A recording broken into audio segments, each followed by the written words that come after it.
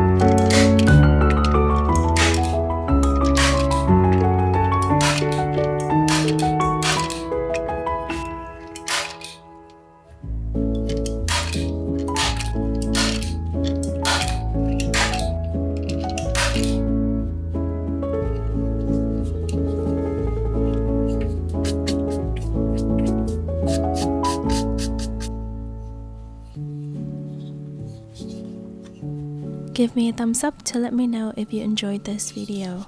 It's late, but I still want to say Happy New Year. I was so sick for 2 weeks, so I had to spend some time taking care of myself. I hope everyone is staying warm and healthy so far. Subscribe to my channel for more handmade and embroidery content. Follow me on social media and subscribe to my newsletters using the link tree in the description. Thank you so much for watching. I'll see you again very soon.